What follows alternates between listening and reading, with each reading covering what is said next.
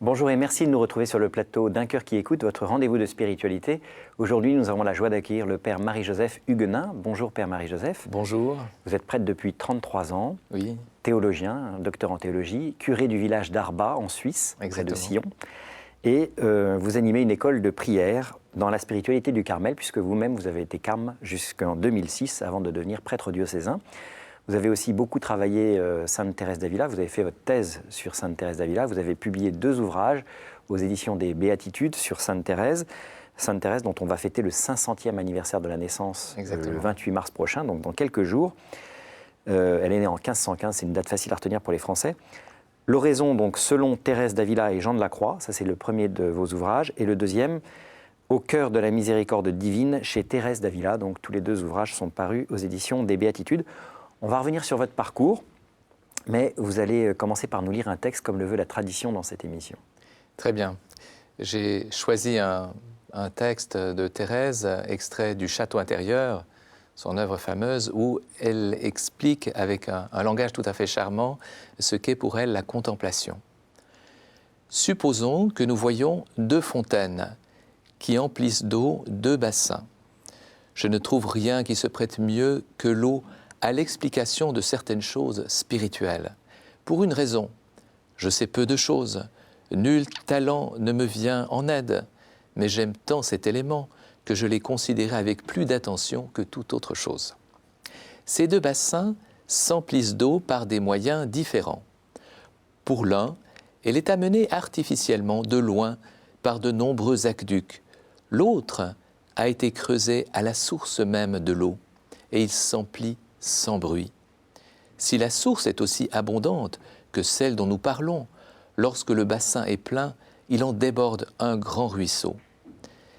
Il n'y a pas besoin d'artifice, peu importerait la ruine de l'aqueduc. L'eau jaillit toujours du même point. Telle est la différence. Celle qui vient par les aqueducs s'assimile, ce me semble, au contentement qu'on obtient par la méditation. Dans l'autre bassin, l'eau naît de la source même qui est Dieu. Donc, comme sa majesté le veut, quand sa volonté est d'accorder une faveur surnaturelle, elle émane avec une quiétude immense et paisible, du plus intime de nous-mêmes. Je ne sais où, ni comment, il se fait que ce contentement et cette délectation ne se ressentent pas dans le cœur comme les joies d'ici-bas. Du moins au début, car ils finissent par tout inonder. L'âme elle-même ne peut comprendre ce qui lui est donné. Elle respire un parfum, disons-le maintenant, comme s'il y avait dans cette profondeur intérieure un brasero sur lequel on jetterait des parfums embaumés. On ne voit pas la braise, on ne sait où elle est, mais sa chaleur et la fumée odorante pénètrent l'âme tout entière, et même, comme je l'ai dit, le corps en a fort souvent sa part. Qu'est-ce qui vous a fait choisir ce texte en début d'émission ? Alors je trouve ce texte très beau et en même temps tout à fait fondamental. Thérèse, au fond, elle a été fascinée par l'évangile de la Samaritaine. D'ailleurs, déjà toute petite, il y avait dans la maison paternelle un grand tableau qu'on a conservé, qu'on peut voir encore aujourd'hui à Avila, dans le musée de la Santa, où l'on voit Jésus assis sur la margelle du puits et la Samaritaine, et écrit en bas « Da mihi aquam » « Donne-moi de cette eau ». Et Jésus lui dit « Il y a en toi une source jaillissante de vie éternelle ». Et pour Thérèse, c'est un évangile absolument fondamental, parce que par la prière, par l'oraison, eh bien, elle va accéder à cette source qui peut tout régénérer. Elle le dit, même le corps. Donc il y a, Thérèse l'a expérimenté, même une grâce de guérison, même physique, par cette source abondante qui est Dieu lui-même. Alors on va revenir sur votre parcours, puis on reviendra sur Thérèse ensuite. Volontiers. Vous avez été élevé dans un contexte familial œcuménique, avec un père plutôt d'origine protestante et puis une mère catholique. Dans ce contexte-là, j'imagine, en tout cas, à 20 ans, c'est vous qui allez nous le raconter, vous faites une expérience de rencontre avec le Christ. Est-ce que vous pouvez nous raconter comment ça s'est déroulé ? Tout à fait. Alors effectivement, ma famille, comme beaucoup de familles en Suisse, sont des familles protestantes et catholiques.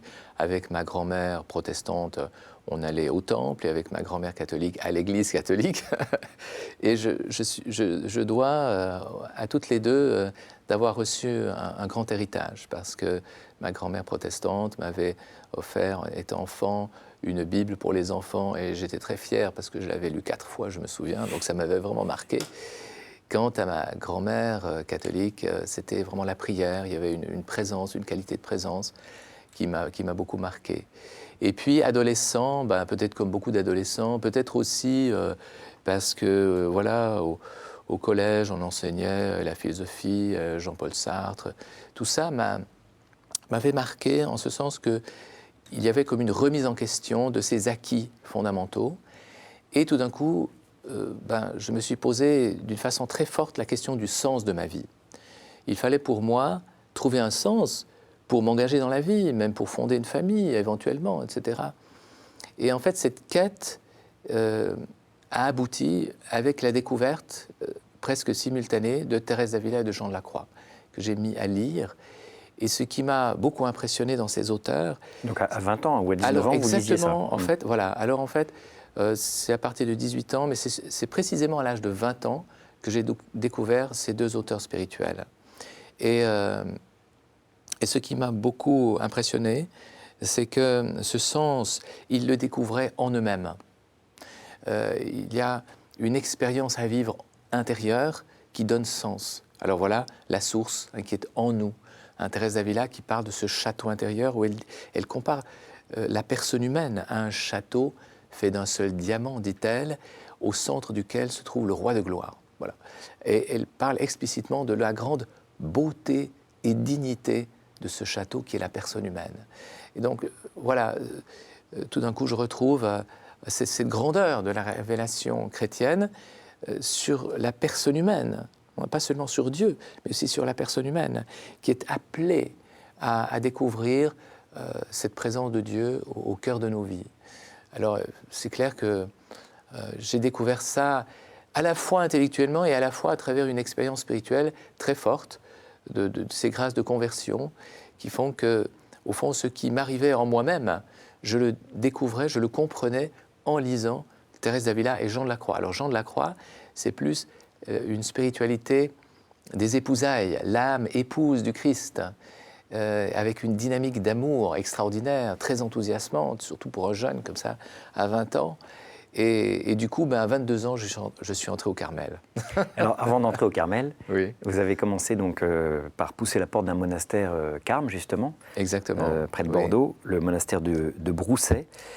Qu'est-ce que vous allez découvrir là-bas, du coup? Voilà, alors, figurez-vous, dans ce milieu, en Suisse, il n'y avait pas de communauté de carme, je n'en connaissais pas. Mais en prenant les œuvres complètes de Saint Jean de la Croix, je vois qu'elles ont été éditées par un carme. Alors je me dis, il doit encore y avoir aujourd'hui des carmes comme Saint Jean de la Croix. Et puis en allant près de Lyon, à l'Arbrel, très connu, des dominicains, à une rencontre de spiritualité, je rencontre un carme. Et celui-ci me donne l'adresse de son monastère, près de Bordeaux, dans le Bordelais, le monastère du Brousset. Et puis donc j'avais encore 20 ans là, et je me suis dit, je vais faire un tour de France en autostop, je vais aussi rencontrer des amis et aller dans ce monastère. Et quand je suis arrivé dans ce monastère qui est tout à fait charmant, au milieu des vignes, un ancien monastère fait de pierre et de bois, et puis là une communauté fraternelle, et un des pères là me donne à lire la règle du Carmel. Et je suis complètement fasciné parce qu'elle me correspond complètement. Il y a comme un accord. Un dominicain me disait plus tard, une famille religieuse, c'est comme une famille d'esprit. Et je me voyais comme fait pour ça, dans le style de vie, dans aussi la dévotion mariale, c'est l'ordre de Notre-Dame du Mont-Carmel. Et à l'âge de 20 ans, tout s'est passé comme ça, en 6 mois à peu près. J'avais aussi découvert l'importance de la Vierge Marie comme modèle de vie, de contemplation, comme une mère aussi, qui engendre en nous le Christ, la vocation, en l'occurrence la vocation religieuse. Et donc, c'était pour moi très impressionnant, parce que en quelque sorte, j'étais fait pour ça, créé pour cela. Et quand je me suis posé la question de la vocation, ce n'était pas du tout évident, je n'y avais jamais pensé. Et j'ai mis 6 mois quand même, encore 6 mois, à me poser cette question. Et peu à peu, je me disais, mais si je refuse, je me mets en contradiction avec moi-même. Et si je dis oui, qu'est-ce qui se passe? Je suis entré dans une joie indescriptible. Je me souviens de cette petite anecdote assez amusante. Je me trouvais dans un train et je pensais à tout cela. Et tout d'un coup, il y a une joie qui m'a envahi et j'étais obligé de sortir du compartiment pour laisser éclater ma joie parce que les gens se seraient posé la question, mais qu'est-ce qui lui arrive, quoi, voilà. Et donc c'est ainsi qu'en 1974, vous avez 22 ans, vous poussez la porte du Carmel belge, Oui. d'un Carmel belge, pardon, pour vous former. Et 8 ans plus tard, vous êtes ordonné prêtre. Vous allez préparer un doctorat en théologie au Theresianum à Rome. Et le thème de votre doctorat, c'est en quelque sorte aussi, enfin c'est le thème de votre dernier livre, c'est justement l'expérience de la miséricorde divine chez Thérèse d'Avila, que vous allez donc vulgariser en quelque sorte à l'occasion de la sortie de ce livre, Au cœur de la miséricorde divine avec Thérèse d'Avila, qui paraît justement à l'occasion de ce 500e anniversaire de la naissance de Thérèse. Alors qu'est-ce que c'est que cette miséricorde divine d'abord? Parce que c'est un mot un peu compliqué peut-être encore aujourd'hui. Alors exactement, et à l'origine, j'étais comme vous, je me disais mais qu'est-ce que ça signifie ce mot miséricorde? Alors en fait, le point d'accrochage, c'était en 1980, la publication par le pape Jean-Paul II de son encyclique sur la miséricorde, Dives in Misericordia. Et puis 2 ans plus tard, on fêtait le 4e centenaire de la mort de Thérèse d'Avila, 1582-1982. Et mon supérieur provincial me dit, ben voilà, tu vas aller prêcher chez les carmélites. Ah, très bien. Alors j'étais en train de préparer, comme on dit aujourd'hui, ma maîtrise en théologie. Et je me dis, qu'est-ce que je vais faire? Je vais essayer de combiner les 2 choses. Alors j'ai opté pour Thérèse d'Avila à cause du 4e centenaire. Et je me suis posé la question, mais est-ce que Thérèse d'Avila parle de cette miséricorde? En fait, c'est un sujet qu'on ne connaissait pas. Et j'ai pris un livre qui est une concordance qui recense les termes clés de Thérèse d'Avila. Et je vois qu'effectivement, il y a le mot misericordia en espagnol et qui est cité dans ses œuvres, d'après cette concordance qui n'était pas complète, à peu près 70 fois. Alors je me dis, ben, c'est pas mal, là, je pourrais peut-être étudier ce sujet.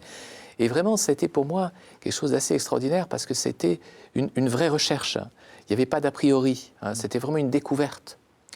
Et donc, j'ai fait ma maîtrise à Fribourg d'abord, et c'était en théologie morale parce qu'il n'y a pas de chaire de spiritualité à Fribourg.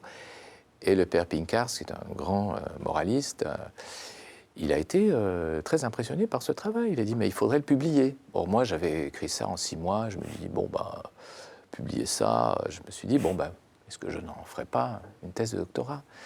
Et là, c'était tout autre chose. Alors là, il m'a fallu encore bien des années. Et en 1989, j'ai pu défendre cette thèse en allant aussi 2 ans à Rome pour approfondir ce sujet. Et j'ai publié ma thèse d'abord en 91, puis une 2e édition en 93.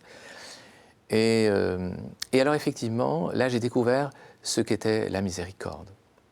Alors cette miséricorde, Jean-Paul II reprenait à son compte les études bibliques, où déjà on voit que dans l'Écriture, ce thème miséricorde est bien différent de ce qu'on pourrait penser aujourd'hui, peut-être lié à des dévotions, ou un sentiment, ou que sais-je, ou voir une idée dévalorisante. Je vous fais miséricorde, vous qui êtes en bas, moi, voilà. Et dans l'Écriture, on découvre que ce thème est au cœur de la révélation biblique. Par exemple, au buisson ardent, dans le livre de l'Exode, eh bien, le Seigneur dit à Moïse, je connais, je partage la souffrance de mon peuple, je vais descendre pour le délivrer et le faire monter vers une terre plantureuse où coule le lait et le miel. Alors on voit que la miséricorde, c'est un mouvement de Dieu où Dieu s'engage pour libérer son peuple et puis pour le faire remonter. Et petit à petit, on va voir qu'il va le faire remonter jusqu'à lui, dans le partage de l'Esprit Saint, dans une communion avec lui très profonde.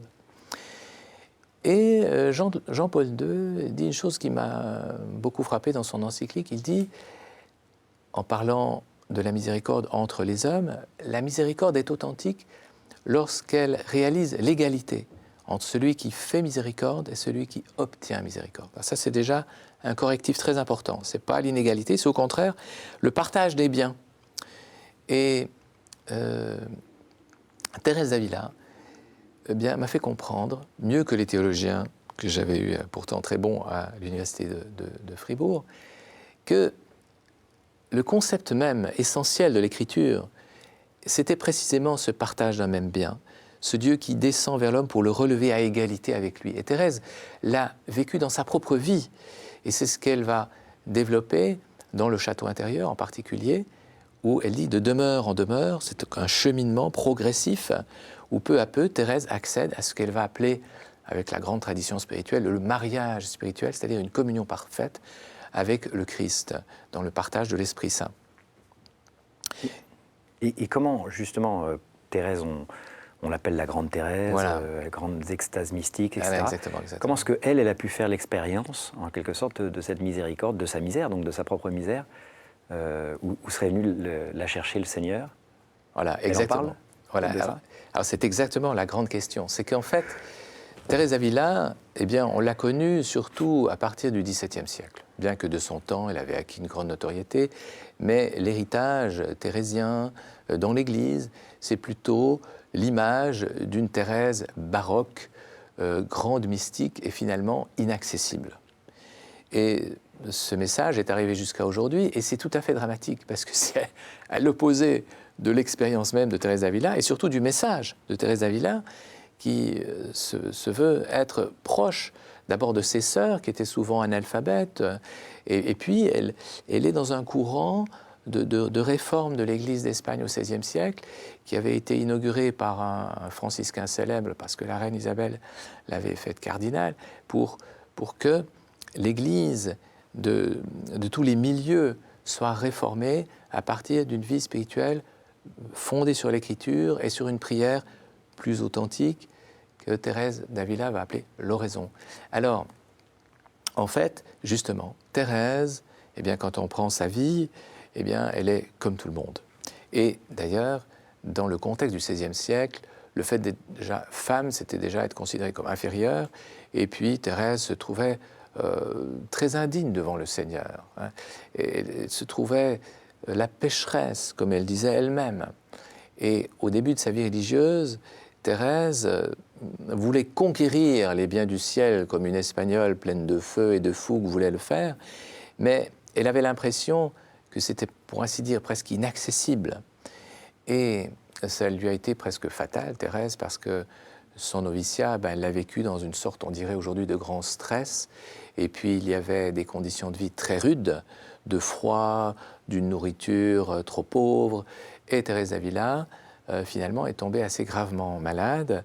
Et son père, finalement, l'a retirée au bout d'une année pour lui dire il faut la soigner. Sa fille, il en était tout peiné. Et puis, les médecins ne voyaient pas comment soigner Thérèse. Alors, il a décidé de la conduire chez une guérisseuse, ce qui était une vraie catastrophe. Parce que cette guérisseuse a ordonné à Thérèse de prendre des purges sur des purges après purges, ce qui l'a complètement déshydratée. Et elle a été atteinte d'une polynévrite très grave qui a finalement tourné en méningite. Et on avait, au sens propre, creusé la tombe de Thérèse d'Avila dans son monastère. Et puis, elle est tombée dans le coma. Et au bout de 3 jours, au miracle, elle s'était quand même confessée, elle avait reçu l'onction des malades. Son père craignait cela parce qu'il dit elle va mourir, mais non. Voilà qu'au bout de 3 jours, pour ainsi dire, Thérèse ressuscite. Mais en réalité, il lui a fallu 3 ans pour vraiment se remettre. Et toute sa vie, Thérèse sera marquée par beaucoup de fragilité de santé. Et donc, on voit Thérèse là, une femme ordinaire. Et d'autre part, Thérèse, avec sa fière volonté, d'une certaine manière, va résister à la miséricorde, parce qu'elle va toujours penser qu'elle y arriverait par ses propres forces. Et c'était là son erreur. Et c'est seulement au bout de bien des années que Thérèse va vraiment renoncer à elle-même dans ce qu'on appelle la deuxième conversion en 1554. Durant le carême, elle voit un Christ, une petite statue du Christ tout couvert de plaies. Et là, Thérèse se dit, mais vraiment, je n'y arrive pas par moi-même. Et là, en quelque sorte, elle lâche prise, elle s'en remet entre les mains d'un autre. Mais, entre-temps, Thérèse d'Avila avait, grâce aux franciscains espagnols, découvert l'oraison, grâce à Ludolphe le Chartreux, c'est un dominicain devenu chartreux, qui avait publié les 4 évangiles commentés par les pères de l'Église, où en plus il explique la Lectio Divina, c'est-à-dire cette manière de prier en se mettant à la place des protagonistes de l'Évangile. J'ai parlé tout à l'heure de la Samaritaine. Thérèse se met à la place de la Samaritaine, et elle se met en présence du Christ dans la prière, puisque le Christ est vivant et il est ressuscité. Donc il y a moyen de vivre aujourd'hui cet Évangile. Et de cette manière-là, petit à petit, Thérèse entre en contact vivant avec ce Christ miséricordieux. Et lorsqu'elle renonce à elle-même, alors elle se met dans une attitude d'accueil. Et voyez, le texte que j'ai lu au début de l'émission, c'est cela. C'est découvrir cette source jaillissante. C'est-à-dire, c'est l'initiative divine, c'est ce Dieu qui va inonder l'âme de l'amour de l'Esprit Saint, de la lumière de l'Esprit Saint. Et Thérèse va entrer dans une attitude d'accueil dans l'oraison qui va faire que c'est le Seigneur qui va faire de Thérèse la grande sainte. Ce n'est pas elle-même, c'est le Seigneur. Et alors, qu'est-ce qu'elle vous a apporté à vous personnellement, cette grande Thérèse? Alors, effectivement, elle m'a apporté énormément. Alors, j'ai fait un petit peu la même expérience de Thérèse, mais dans une période beaucoup plus courte, grâce à Thérèse et à Jean de la Croix, qui m'ont transmis leur enseignement. C'est-à-dire que les 6 premiers mois au noviciat, eh bien voilà, j'ai voulu aussi faire de grands efforts. Et ces grands efforts m'ont conduit dans une sorte d'aridité. Mais à force de scruter les livres de Thérèse et Jean de la Croix, tout d'un coup, j'ai compris. J'ai compris qu'en fait, il fallait plutôt se disposer à l'accueil. L'accueil, c'est aussi une activité de la volonté. Mais quand j'accueille quelqu'un chez moi, mon activité est centrée sur un autre. Et donc, c'est ça la différence, c'est ça la vraie conversion, je dirais, que le chrétien doit apprendre à accueillir quelqu'un d'autre, qui est le Christ et l'Esprit Saint, et c'est dans cet accueil que tout change. Et d'ailleurs, dans l'amour du prochain, c'est la même chose. Si je veux, moi, faire quelque chose pour l'autre, je vais peut-être tomber à côté, parce que est-ce que ça correspond vraiment à son attente? Alors, je crois que la charité, l'amour du prochain, commence d'abord par l'accueil, l'écoute. C'est une vraie ascèse de se mettre à l'écoute de l'autre, de vibrer au drame de l'autre, d'entrer dans son monde pour ensuite répondre à son appel. Et ça, c'est la miséricorde. Vous voyez, quand le docteur de la loi pose la question à Jésus, mais finalement, qui est mon prochain? Et finalement, qu'est-ce que l'amour du prochain? Jésus répond par une parabole de la miséricorde, c'est la parabole du bon samaritain. Et qu'est-ce qui se passe? Eh bien, le bon samaritain, il voit cet homme là gisant, roué de coups, et il est d'abord touché aux entrailles, comme dit l'Écriture. Les entrailles, en hébreu, chachamim, c'est un des termes qui explique la miséricorde. Ce serait très beau parce que l'Évangile commence dans les entrailles. D'ailleurs, le psalmiste dit « Ta loi me tient aux entrailles ». Et il s'engage ensuite. Donc, ce n'est pas seulement la compassion, la miséricorde, c'est aussi l'engagement. Avec son intelligence, avec sa volonté, il relève cet homme, il le soigne, il relève cet homme, il le met sur sa propre monture, à égalité avec lui. Il le conduit ensuite chez l'aubergiste et il demande à l'aubergiste de s'en occuper aussi. Donc, il y a un mouvement de miséricorde. Et c'est cet homme-là qui est remis debout. Voilà le mouvement, voilà la miséricorde, qui est au cœur de l'Évangile. Et au fond, c'est une notion qui a été mise de côté, mais qui est centrale. On voit que l'amour, pour être vrai, à nous qui sommes pauvres et pécheurs, il doit être un amour miséricordieux. On va devoir malheureusement terminer l'émission. C'est ce que vous enseignez du coup dans vos écoles d'oraison? Alors exactement. Mes écoles d'oraison, et ça j'aime beaucoup, vous voyez, parce qu'on peut donner des conférences, on peut dire combien Dieu est grand et beau, etc. Mais dans l'enseignement de l'oraison, c'est autre chose. C'est un enseignement pour rencontrer personnellement ce Seigneur qui vient transformer notre vie. Et c'est ce qui me plaît beaucoup. Et donc, dans mes écoles d'oraison, je commence par un enseignement qui est celui de Thérèse et de Jean de la Croix, pour être dans cet accueil, pour se disposer à accueillir ce Christ qui va venir transformer nos vies. Et ensuite, nous pratiquons ensemble, en groupe, l'oraison, accueil de la miséricorde divine, et puis ensuite, nous partageons l'expérience vécue ensemble. Et c'est extraordinaire. C'est extraordinaire. Thérèse dit, c'est comme une porte Si on ouvre la porte, le Seigneur vient et fait des merveilles. On va devoir malheureusement terminer. J'ai 3 questions que je pose à chacun des invités. Quel conseil donneriez-vous à quelqu'un qui vous dirait « j'ai envie de rencontrer Dieu, par quoi dois-je commencer » Alors, l'école d'oraison, du coup. Et oui, voilà, qu'il apprenne l'oraison. Quel est votre héros, votre saint, la personne que vous trouvez admirable? Bon, c'est vrai que moi, j'ai jamais pu sortir de Thérèse et Jean de la Croix. C'est ma vie, c'est sans fin. Bon, j'aime aussi beaucoup Thérèse de Lisieux, Élisabeth de la Trinité. C'est quand même la spiritualité du Carmel, pas exclusivement, bien sûr. Au jour du jugement, qu'aimeriez-vous que Dieu vous dise? Alors, entre dans la joie de ton maître.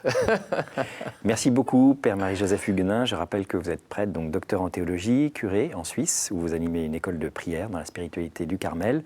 Je rappelle donc les titres de vos deux ouvrages sur Sainte Thérèse d'Avila, dont nous fêtons le 500e anniversaire dans quelques jours, le 28 mars prochain. L'oraison, selon Thérèse d'Avila et Jean de la Croix, et Au cœur de la miséricorde divine chez Thérèse d'Avila, les 2 ouvrages étant parus aux éditions des Béatitudes.